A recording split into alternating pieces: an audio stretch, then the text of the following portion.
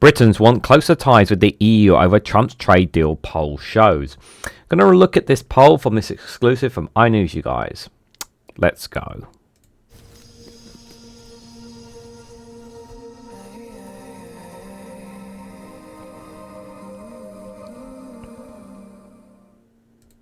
Good morning, good afternoon, good evening, wherever you are in the world. This is Reganelite here with an exclusive from iNews with the headline that Britons want closer ties with the EU over Trump's trade deal, poll shows.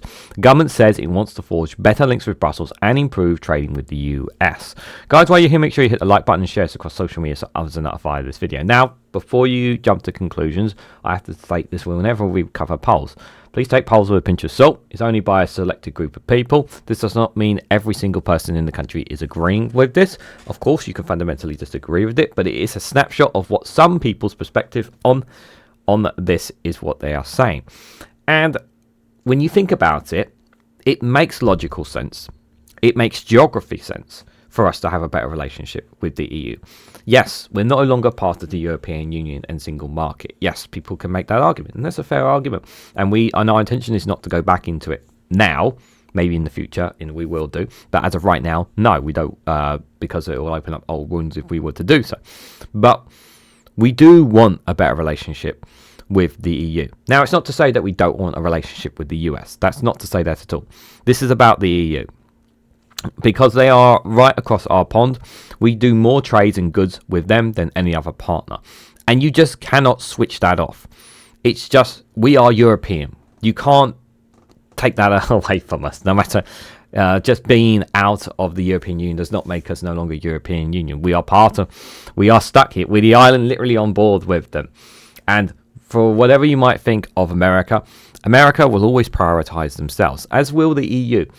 But we're having an incoming Trump administration going into the US.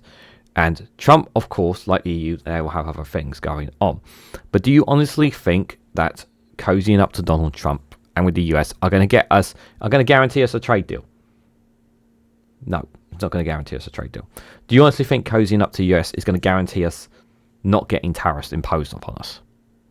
No, you can't guarantee that either. So even if we decided to go more closer to the US, there is no guarantee that we could get either of those things. Because those are the two, like, avoid tariffs and get a secure trade deal with the US. Those are the two main things, isn't it? And that would also come at the cost of the National Healthcare Service, which would mean that people would end up having to pay for their healthcare, which are paying for health insurance.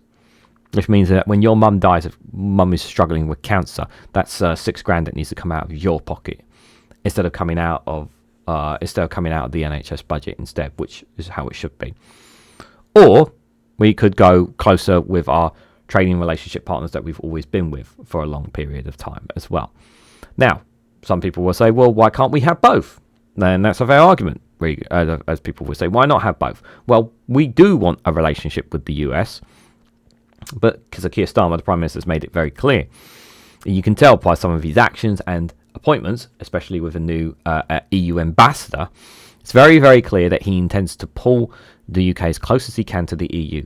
And considering what could be coming down the tracks with likely tariffs coming towards the UK, it makes logical sense for us to have a closer relationship with our friends and allies simply across the pond here. But it is important that we have strong relationships with the US as well. It was very interesting that I saw a video today on Jonathan Reynolds speaking in the Select Committee, asked about the possibility of Trump tariffs and whether the government's been prepared for it. And I noticed very clearly that the business secretary was keen not to say anything that would upset America. And nobody would want to. Why would you want to do anything to upset the next Trump administration when they could very much bring harm to everyone and anyone around them? So I think some of those things are quite interesting to take on board, that is for sure. So this first piece here is, should the UK prioritise, which should the UK prioritise for its trade policy? So you have there November 24th, and then you have Labour voters and Conservative voters. Getting a free trade agreement with the USA, 28%, Labour voters 21%, Conservative voters 45%, a closer relationship with the EU, 49%, 68% for Labour, and 36% for the Conservatives. So you can see there, although Conservatives more in favour of a trade agreement with the US rather than a closer relationship with the EU, Still, 36% of Conservative voters still want a closer relationship with the EU, despite perhaps some of them possibly have voted for Brexit. And then you have your don't knows and don't know what to say. Like I said, sources from BNP polling just for reference as well. So let's read into this. So, Britons want Sir Keir Starmer to prioritise closer economic ties with the EU over a trade deal with Donald Trump's America, and new polling shows. The survey by BMG, conducted exclusively for the iPaper, reveals that voters would prefer to have a stronger relationship with the European Union than they would securing improved trading arrangements with the US.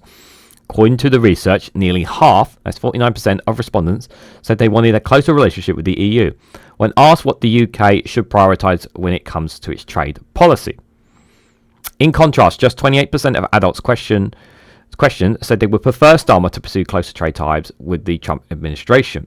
The figures also show more voters want closer economic relations with the EU, as opposed to keeping the existing arrangements, with 47% in favour of a stronger links, compared to 36% just happy with the status quo.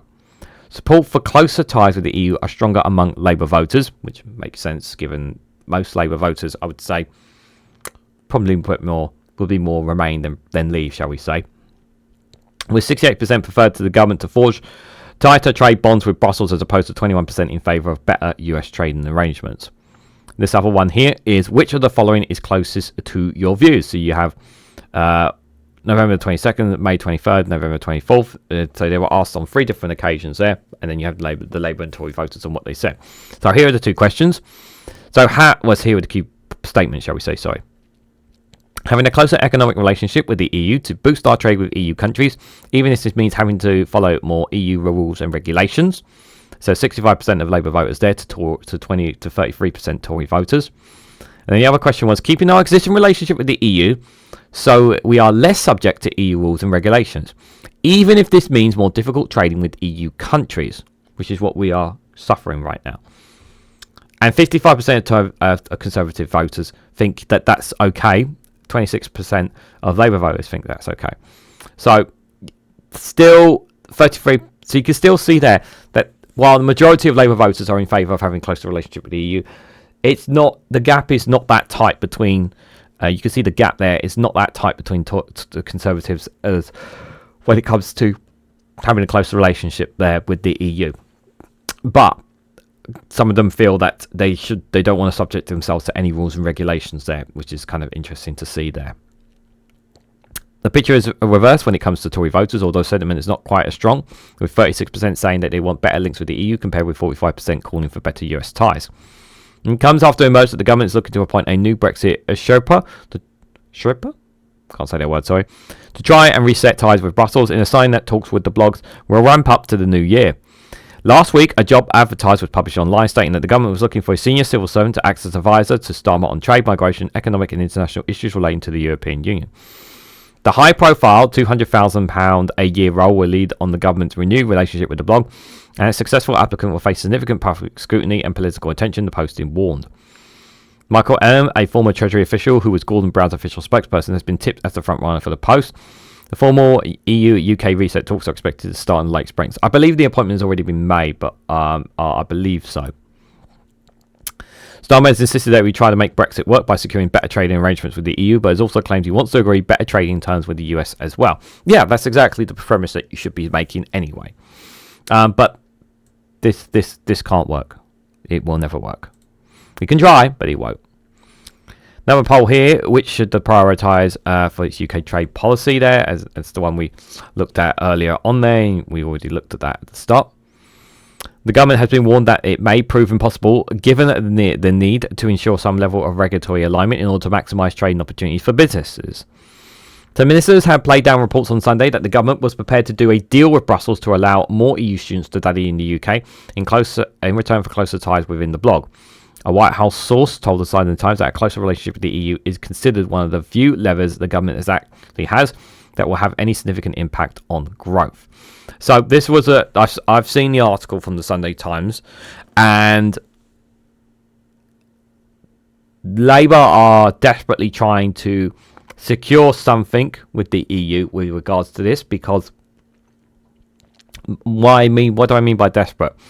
Well, why are they being desperate? What do you mean by desperate? Well, basically they don't want you to know about it. That's basically it. And they want they want to have this, but they don't want you to know about it, basically. Because if you know about it, you will scream that they're opening up the floodgates, that they're going to make our country worse off, Labour bad, like that kind of thing. And the right-wing media will absolutely have a barnstorm over this as well. So the fact that the Sunday Times has actually known about this, gets a letter about this, I can see some of the other papers just absolutely exploding their heads off with this reporting. Keir Starmer is not. Keir Starmer's not taking us back into the EU single market and customs unions. He stated this on numerous occasions, guys. So the newspaper reported that ministers are considering accepting a cultural enrichment programme that would allow young people from the EU to remain in the UK for a fixed period of time, even if it meant better trade in terms of professional standards to be recognised with the EU. The Chancellor for the Duchies of Lancaster, Pat McFadden, said the government wanted a better deal than the one secured by Boris Johnson, but added, "I don't think a youth mobility scheme is the way the EU has talked about going to be a part of that."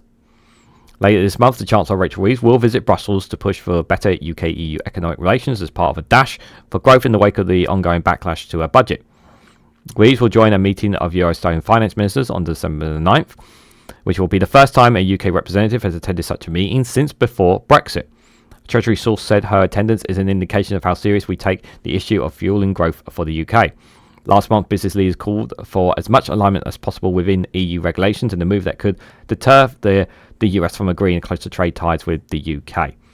It's very clear where the government is going.